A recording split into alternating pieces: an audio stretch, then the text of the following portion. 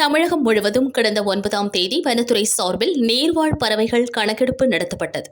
அதைத் தொடர்ந்து நிலவாழ் பறவைகள் குறித்த கணக்கெடுப்பும் நடத்தப்பட்டது. கூடலூர் வனக்கோட்டத்தில் 23 இடங்களில் 77 வன பணியாளர்கள் மற்றும் 50 தன்னார்வலர்கள் இணைந்து இந்த கணக்கெடுப்பு பணியில் காலை 6:30 மணி முதல் ஈடுபட்டனர். சேரம்பாடி வனச்சரகத்தில் 5 இடங்களில் கணக்கெடுப்பு நடத்தப்பட்டதில் இருவாட்சி பறவைகள், பிளம் தலைக்கிளி, தங்க முதுகு மரங்கொத்தி, ஊதா நிற சூரிய பறவை, சிறிய நீர்க்காகம், ஆரஞ்சு மினிவிட், சாம்பல் நிற ட்ராங்கோ, சிலந்தி வேட்டைக்காரன் உள்ளிட்ட 50க்கும் மேற்பட்ட பறவைகள் இருப்பது கண்டறியப்பட்டு பதிவு செய்யப்பட்டது. வனச்சரகர் ஐயனார் தன்னார்வலர்கள் மத்தியில் கூறுகையில், பறவைகள் அதிக அளவில் இருந்தால் மட்டுமே அந்த இடம் செழிப்பான வனமாக காணப்படும். அதற்கு வனம் மற்றும் நீர் நல்ல நிலையில் இருக்க வேண்டும். இதன் மூலம் மனிதர்கள் வாழ தேவையான காற்று மற்றும் நீர் கிடைக்க வழி ஏற்படும். எனவே கோடை காலங்களில் வனப்பகுதிகளை தீ வைத்து அழிக்கக்கூடாது. வீடுகளில் அருகே பழங்கள் தரும் மரங்களை நடவு செய்ய வேண்டும். கோடை காலங்களில் பறவைகளுக்கு வீடுகளை ஒட்டி தண்ணீர் வைத்து பறவை இனங்களை பாதுகாக்க மக்கள் முன்வர வேண்டும் என்றார்.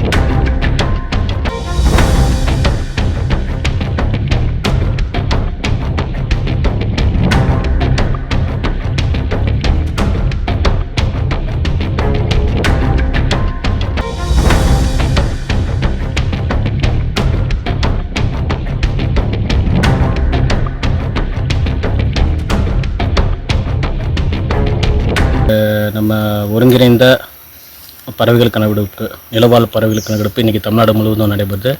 அதில் நம்ம கூடலூர் வனக்கூடத்தில் சேரம்பாடி வனச்சரகத்தில் மொத்தம் 5 இடத்துல நிலவாழ் பறவைகள் கணக்கெடுப்பு நடத்தப்பட்டு கொண்டிருக்கிறது. இதில் சுமார் ஒரு 15 தன்னார்வலர்கள், அதாவது காலேஜ் ஸ்டூடெண்ட்ஸ் எல்லாம் கலந்துக்கிட்டு இருக்காங்க.